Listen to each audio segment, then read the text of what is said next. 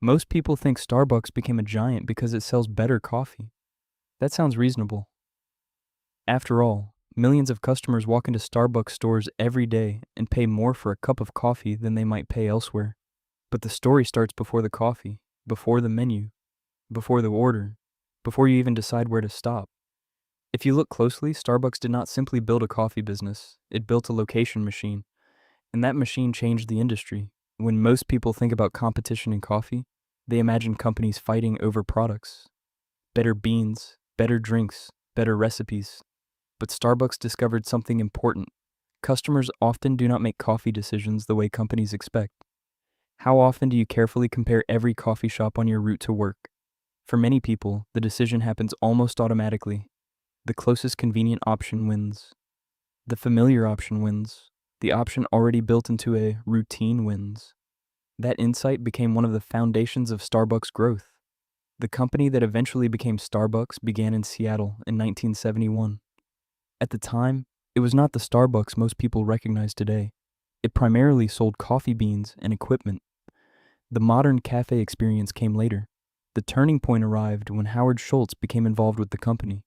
Schultz had been inspired by Italian coffee bars and believed coffee shops could become gathering places rather than simple retail stores. That idea transformed Starbucks. The company was no longer focused only on selling coffee. It was focused on becoming part of everyday life.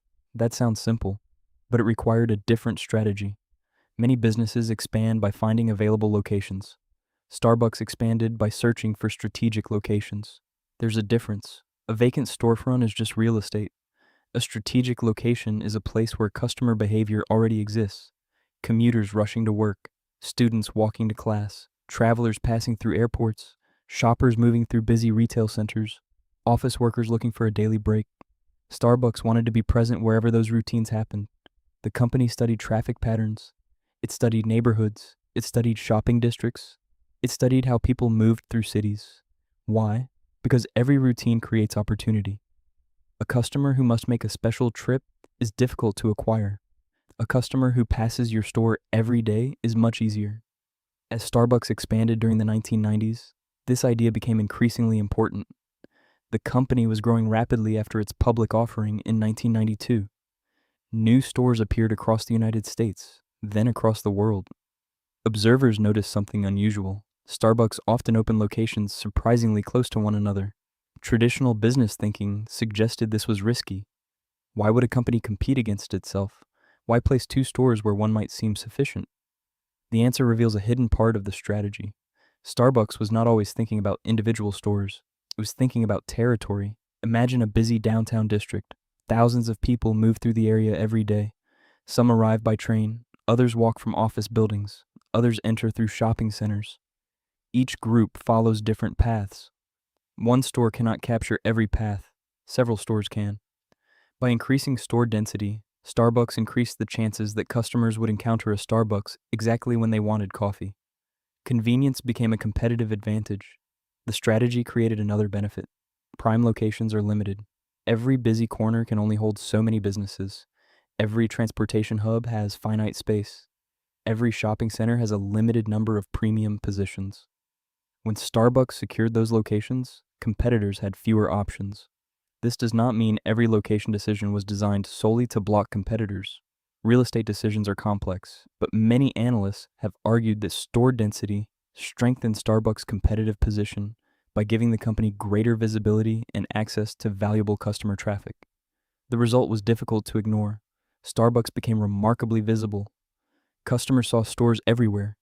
That visibility influenced perception. People often associate familiarity with trust. The more frequently customers encountered Starbucks, the more natural it felt to choose Starbucks. This created a powerful cycle. More stores increased visibility. More visibility increased customer visits. More visits supported additional expansion. The cycle continued. Then Starbucks introduced another idea. The company focused heavily on what Howard Schultz often described as a third place. Not home, not work, something in between. The concept helped differentiate Starbucks from many traditional coffee retailers. Stores were designed to encourage customers to stay longer. Comfortable seating appeared, music played, people met friends, students studied. Professionals worked on laptops. The coffee mattered, but the environment mattered too. The location strategy and the customer experience strategy reinforced one another. A convenient location attracted customers. A welcoming environment encouraged them to return. Over time, habits formed, and habits are valuable. Many business advantages can disappear quickly. A product can be copied, a price can be matched, a promotion can be duplicated. Customer habits are harder to disrupt. Once a stop becomes part of a morning routine, changing that routine requires effort. That effort creates resistance. Starbucks benefited from this effect for years, but the company did not stop there. Technology created a new opportunity. As smartphones became widespread, Starbucks invested heavily in digital tools. The Starbucks Rewards program expanded. Mobile ordering became increasingly important. Digital payments became easier. At first glance, these features might seem unrelated to location strategy. In reality, they strengthened it.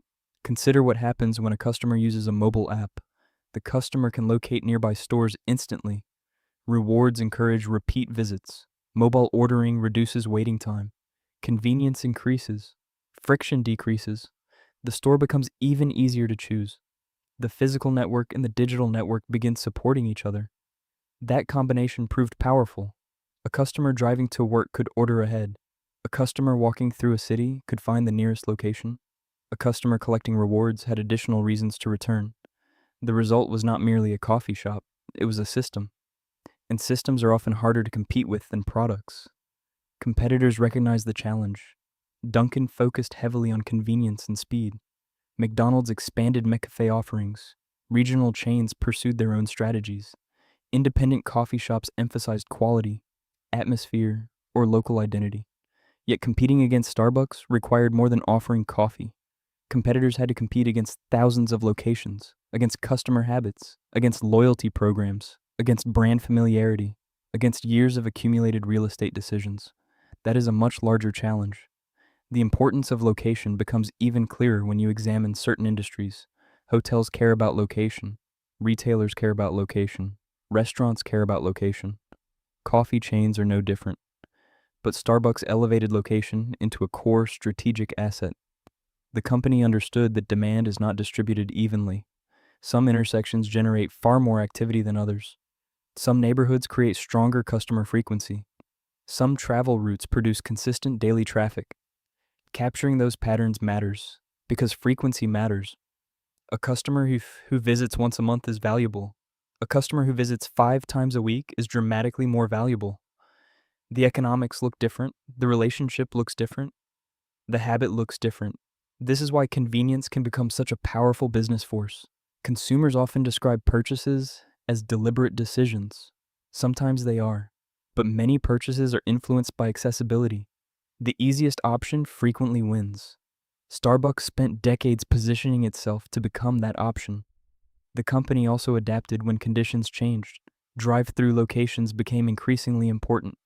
Suburban growth created new opportunities. Changing commuting patterns altered customer flows. Digital ordering reshaped store operations. The strategy evolved. The underlying principle remained. Meet customers where they already are, not where you wish they were, where they actually are. This sounds obvious.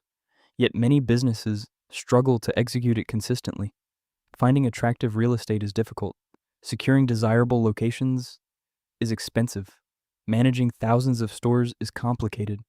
Maintaining brand consistency across a large network requires discipline. Starbucks invested heavily in those capabilities. The payoff was scale, and scale creates advantages of its own. Larger networks generate more customer data. More locations create greater brand visibility. Bigger purchasing volumes improve negotiating power. Operational knowledge accumulates. Experience compounds. The business becomes stronger. Of course, growth also creates risks. Some analysts have argued that Starbucks occasionally expanded too aggressively in certain periods. The company itself has adjusted strategy multiple times throughout its history. Expansion is never perfectly smooth. Markets change. Consumer preferences evolve. Economic conditions shift. Even so, the broader lesson remains intact. Location was never just a detail. It was a strategic weapon. Many customers see a Starbucks and think about coffee. Executives often see something else: traffic patterns, customer behavior, frequency. convenience, visibility, habit formation. Those factors are less obvious than espresso machines and menu boards, but they help explain why Starbucks became one of the most recognizable consumer brands in the world. The company did not simply wait for customers to find it. It positioned itself where customers were already going, again and again, year after year, across cities, across suburbs, across airports, across shopping centers, across entire countries. The result is that millions of purchasing decisions now happen with very little conscious effort.